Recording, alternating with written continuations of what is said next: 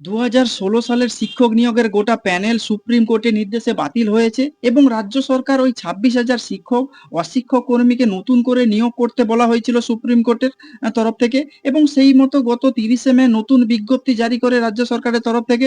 তবে সুপ্রিম কোর্টের সমস্ত নির্দেশিকা মেনেই এই বিজ্ঞপ্তি দেয়া হয়নি বলে অভিযোগ তুলেছেন চাকরি প্রার্থীরা এবং আইনজীবীদের একাংশ এবং মঙ্গলবার তা নিয়ে তারা হাইকোর্টে একটি মামলা করা হয়েছে। 2025 সালের শিক্ষক নিয়োগের নতুন বিজ্ঞপ্তি নিয়ে ইতিমধ্যে কলকাতা হাইকোর্টে মামলা দায়ের হয়েছে। সুপ্রিম কোর্টের বিধি না মেনে বিজ্ঞপ্তি জারি হয়েছে। এই অভিযোগ দায়ের হওয়ায় মামলার শুনানি আগামী 5ই জুন। কি অভিযোগে এবার 4 শিক্ষা অধিকর্তাকে আদালত অবমাননার নোটিশ পাঠানো হলো।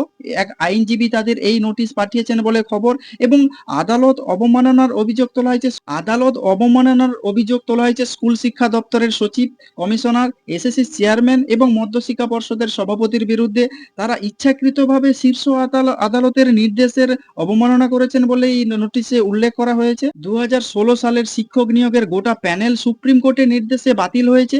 রাজ্য সরকারকে ওই 26,000 শিক্ষক অশিক্ষক কর্মীকে নতুন করে নিয়োগ করতে বলা হয়েছে। সেই মতো গত 30শে মে নতুন বিজ্ঞপ্তি জারি করা হয়েছে। তবে সুপ্রিম কোর্টের সমস্ত নির্দেশিকা মেনে সেই বিজ্ঞপ্তি দেয়া হয়নি বলে অভিযোগ তুলেছেন চাকরি প্রার্থী এবং আইনজীবীদের একাংশ। একই দিনে এই একই ইস্যুতে স্কুল শিক্ষা দপ্তরের সচিব, দপ্তরের কমিশনার এবং স্কুল সার্ভিস কমিশনের চেয়ারম্যান ও মধ্যশিক্ষা পর্ষদের সভাপতিকে আদালত অবমাননার আইনি নোটিশ পাঠালেন এক আইনজীবী। সুপ্রিম কোর্টের নির্দেশকে ইচ্ছাকৃতভাবে অবমাননা করা হয়েছে এবং নির্দেশ অনুসারে টাকা ফেরতের প্রক্রিয়া শুরু হয়নি।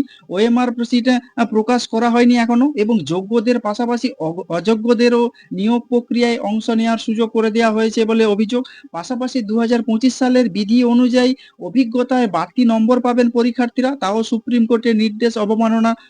ফলে সামগ্রিকভাবে নিয়োগ প্রক্রিয়ায় বেশ কিছু বিধি ভঙ্গের অভিযোগ তোলা হয়েছে চাকরিহারা প্রার্থী এবং আইনজীবীদের পক্ষ থেকে। যেখানে সুপ্রিম কোর্টের কড়া নির্দেশ ছিল যে আগামী ডিসেম্বর মাসের মধ্যে যে 26,000 চাকরি বাতিল হয়ে গেছে তাদের নতুন করে আবার রিক্রুটমেন্ট করতে হবে এবং তার জন্য নোটিফিকেশন জারি করেছিল রাজ্য সরকারের বা স্কুল শিক্ষা কমিশনের তরফ থেকে গত 30শে মে এবং সেটা নিয়ে হাইকোর্টে আবার একটি মামলা দায়ের হলো চাকরিহারা প্রার্থী এবং আইনজীবীদের একাংশ নিয়ে যে বিধি অর্থাৎ যে আইন মেনে এই বিজ্ঞপ্তি জারি করা হয়নি বলে অভিযোগ করা হয়েছে এবং 2025 সালের যে নতুন বিজ্ঞপ্তি সেই বিজ্ঞপ্তি নিয়েই আবার হাইকোর্টে একটি মামলা দায়ের হয়েছে যার শুনানি আগামী 5ই জুন। তো আপনারা কি বলবেন যে 2025 সালের যেখানে সুপ্রিম কোর্টের কড়া নির্দেশ আগামী ডিসেম্বরের মধ্যে যে 26,000 চাকরিহারা প্রার্থী তাদেরকে নতুন করে নিয়োগ করতে হবে এবং তার জন্য একটা নোটিফিকেশন বা বিজ্ঞপ্তি জারি করেছিল গত 30শে মে এবং সেটা নিয়ে হাইকোর্টে আবার নতুন করে মামলা হলো। তো আপনারা এই বিষয়ে যদি কোনো কিছু বলতে চান তাহলে অবশ্যই কমেন্টস বক্সে কমেন্টস করতে পারেন।